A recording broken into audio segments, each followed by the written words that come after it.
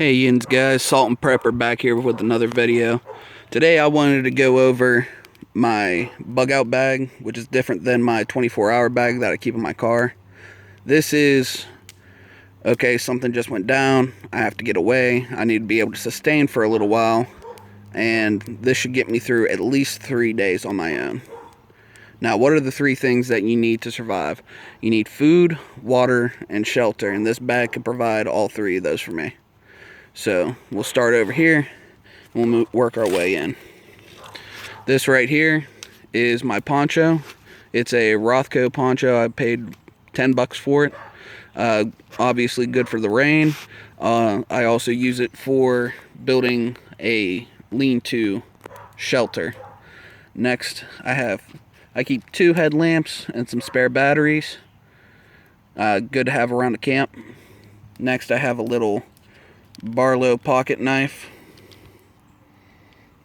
Let's see if I can do this without stabbing myself.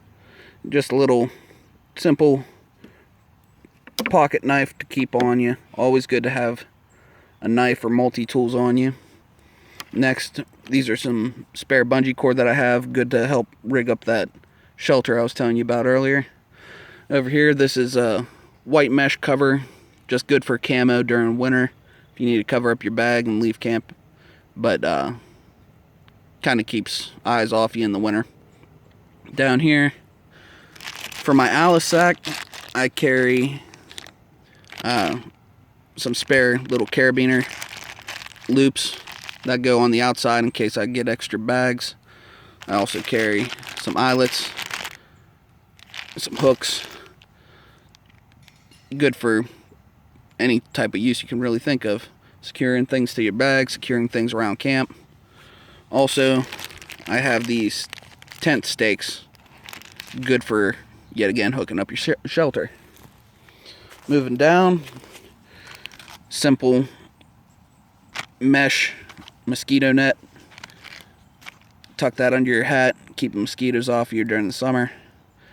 Now, this here's 550 cord, 100 mile an hour cord, whatever you want to call it. This is about 50 yards worth. Great to keep on you.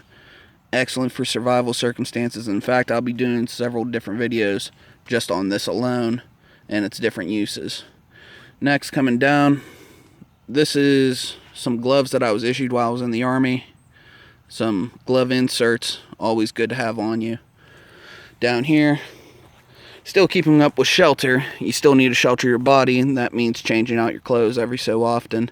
Now I have 5 changes of shirts and socks here, and the center one is winter thermal in case things start getting cold. I also keep a spare set of pants, but not too much room, but we keep it going. Over here I have another poncho. This one's just a white clear one.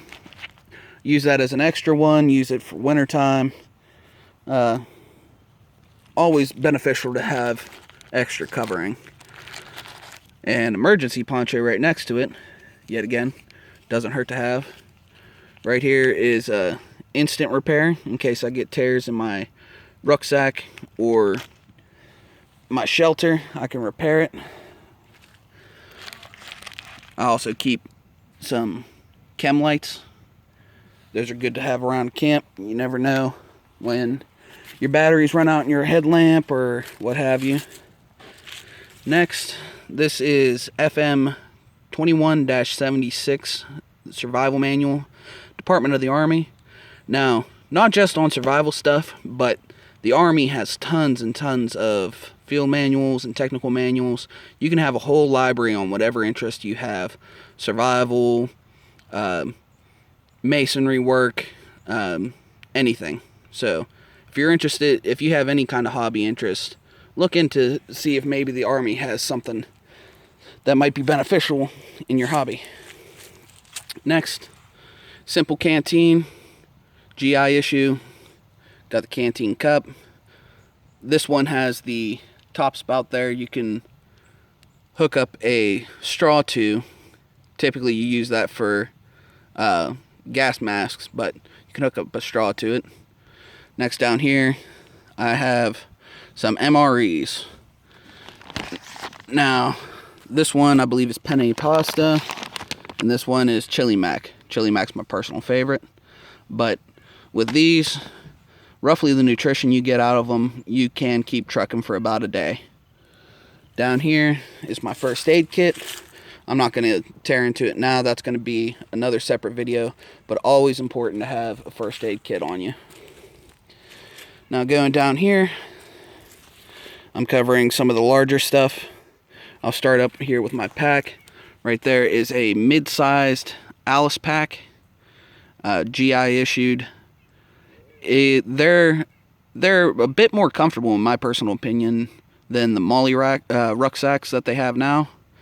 But I picked this one up for 20 bucks, inexpensive, great bag.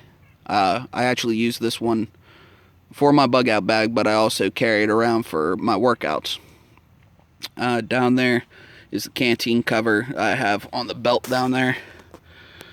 Down there is a bedroll, just a little sleeping mat. Unfurl it, makes the ground a little bit easier to sleep on. Over here I have a German Army mess tin that separates into 3 parts, and basically a cooking pot, a little skillet. Great thing to have for you for your bug out situation. Down here, this one's just a simple sleeping bag I got from Walmart. I believe I paid 10 bucks for that. There are better bags, definitely, but what you can get is what you can get. This whole channel is kind of centered around budget-mindedness whenever it comes to your prepping plan. Down here, some eating utensils. I got this little mess kit I got from Walmart, and it came with 2 plates, 2 collapsible cups, 2 sets of silverware, and this multi-spice container. It also comes in this bag, which I throw some extra things in. I threw that Frontier straw water filter. Great to have on you, because yet again you need water to survive, and if what your drinking source is a creek or a river, this is what you got. So very good to come with. Also going off of that is potable water tablets. Personally, I've had some experiences with these. Your water's not going to be the tastiest thing in the world, but it's drinkable. Down here, some emergency food ration bars, 2,400 calories. So just on these bars alone, you'll have enough calories for a couple days. Over here is a collapsing shovel. Most former military are familiar with these, but great to have around your camp as well. Underneath all this is what we call a whoopee, or a poncho liner, whatever your preference. Personally, best thing ever invented by the military. Keeps you so warm at night. It's great to wrap up in. I have no complaints about that. And finally, I'm going to get down to my Mosin Nagant M44. I showed this in my first episode that I did, but I wanted to get a little bit more in depth with it. This is my bug out rifle. I like the idea of having a bolt action, simple to operate, no spills, no thrills, but maintenance is easy. The ammunition for this is still fairly cheap, even during the current COVID crisis. This one has a side-mounted bayonet, so you ain't got to worry about losing it. And down here, I always get questions about this, like whenever I take it to the range. This is just a simple rig that I did with leather working. Just a simple piece of leather. I secured a ammo pouch to it, so I have ammo on hand at all times. Ran some more paracord through it, so I have some spare paracord if need be. And yet again, I just wanted to make it pretty, so this is what I got going on. Her name's Svetlana. Yeah, I don't do the greatest artwork, but it suits me. Anyway, guys, this is my bug out bag, I feel fully confident that with what I have here, I can survive. If you see anything that you think would be beneficial to add, go ahead and mention it in the comments. If you have any experiences with bug out bags, 24-hour packs, anything like that, go ahead and mention it in the comments. Anyway, this is Salt and Prepper. You guys have a great day now.